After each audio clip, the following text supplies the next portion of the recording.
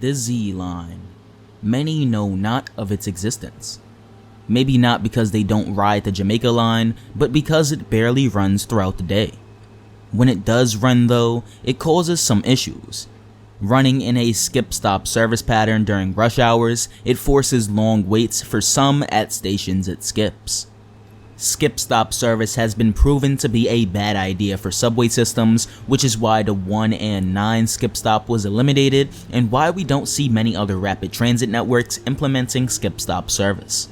In this video, I'll be giving my opinion on why I think the Z should be eliminated and how by eliminating it, service can be improved on the BMT Jamaica Line. Be sure to like the video and subscribe to the channel for more content like this in the future. To start off, let's talk about some of the issues I have with the Z train. The Z train runs 6 trains per hour between 7 and 8 AM and 5 and 6 PM. Since the Jamaica Line east of Myrtle Avenue can only handle about 12 trains per hour currently, this also forces the J train to run 6 trains per hour. That's a train every 10 minutes at skip-stop stations, which is an issue, especially during rush hours. Instead of providing riders at these stations with 12 trains per hour or a train every 5 minutes, you're halving service to provide a measly 6 trains per hour, increasing crowding at those stations as people are now waiting longer for trains. Remember, this is a rapid transit system, which means we need to be able to provide frequent service during off-peak and peak times, and every 10 minutes just isn't cutting it. Even lines like the 6, when it's running peak direction express service, is still able to deliver 8 to 10 trains per hour on both the express and local tracks. This is why I propose removing the skip-stop service pattern. Now, you may think I am worsening service for those living at combined J and Z stations in order to just make service better for those living at skip-stop stations, but that is not the case. Even though just the removal of skip-stop service would improve service by 100% for those living at previous skip-stop stations, I also propose further changes to increase service speed and capacity across the entire line. I've taken a look at many ways to solve the issue with the J and Z, and improve the Jamaica Line as a whole, and Van Schnuckenragen's interests me the most. This plan would require some new infrastructure and upgrades to the existing infrastructure, but would also benefit the tons upon tons of riders that use the line every day. The 2 to 3 new pieces of infrastructure that would be constructed include a new Marcy Avenue station, a new flyover at the Myrtle Avenue Broadway station, and a new 3rd track connecting up Broadway Junction and 111th Street. To start off, let's talk about this new Marcy Avenue station. It would have 3 tracks with 2 island platforms, similar to many of the express elevated stations we see around the system. The platforms would be able to handle 10-car trains. This is a bit of future-proofing for if the MTA wanted to extend the platforms along the BMT Jamaica and Myrtle Avenue lines.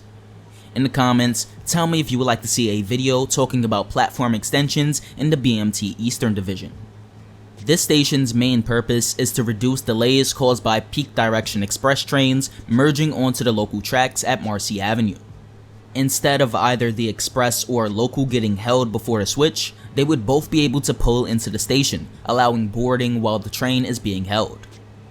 This would also allow for passengers to transfer to the train that is leaving first, resulting in less delays for them. The new flyover at the Myrtle Junction would be constructed to help reduce conflicts caused by M trains merging onto the Jamaica Line and off onto the Myrtle Avenue line. Currently, the junction is at grade, which reduces capacity along the line, prevents trains from running express through to Broadway Junction, and just straight up causes delays. By creating a flyover and utilizing the long abandoned Broadway upper level station, we could reduce the number of delays caused here and up the capacity of the line, all while allowing express trains to run through to Broadway Junction. And the final piece of infrastructure that would be constructed would be a new 3rd track, stretching from Broadway Junction to Cypress Hills.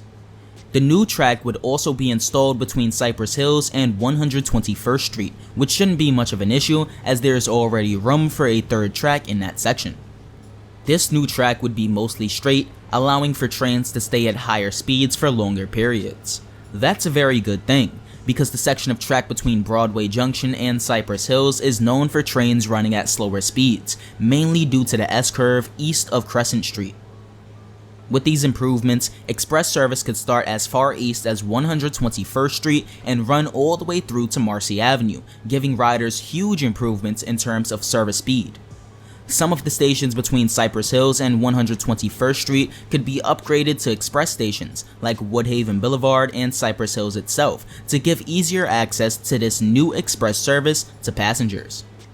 All of these improvements to service would not only up service frequency for passengers living at former skip-stop stations, but also those who rely on the M line. This is because of the capacity that is added by creating a new Marcy Avenue and rebuilding the Myrtle Junction. Now, all of this sounds extremely expensive, but I think it would be worth it to improve service along the line. The most I would say to get rid of with this plan would be the extra track east of Broadway Junction.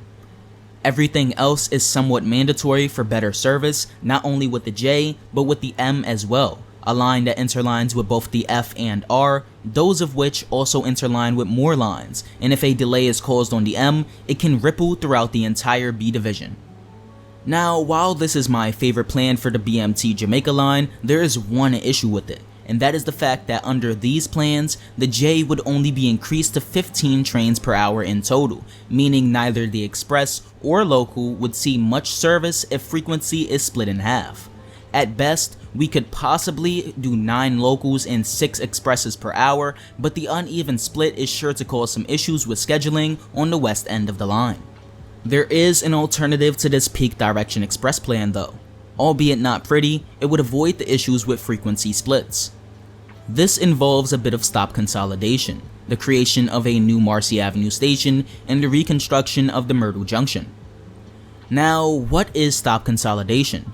Well, basically, we would be closing down either lesser used stations or stations that are just too close to each other. As an example, let's take a look at Cypress Hills, the true least used station on the J. With its measly $420,000 a year, it doesn't see much use and could therefore be closed. While we would be forcing a bit more crowding onto certain stations, they can handle it. With the removal of them, trains would be able to stop less and would spend more time at high speeds in between stations, especially if we were to modify the S-curve to be a bit straighter. With this plan, all passengers would see 15 J trains per hour during peak times and a combined 24 trains per hour with the J and M west of Myrtle Broadway. Again, it's not the prettier of the options, but it is one. Some of you might get upset with me for wanting to eliminate the Z line, but the truth is, it just isn't too useful and ends up messing with the efficiency of the Jamaica line. I hope I've converted you to the Kill the Z Train squad, and if I haven't, enjoy your final few years with it while you can. Anyways, if you enjoyed this video and you would like to get more from Mystic Transit, like, subscribe, and consider supporting me via channel memberships, Patreon, or Super Thanks.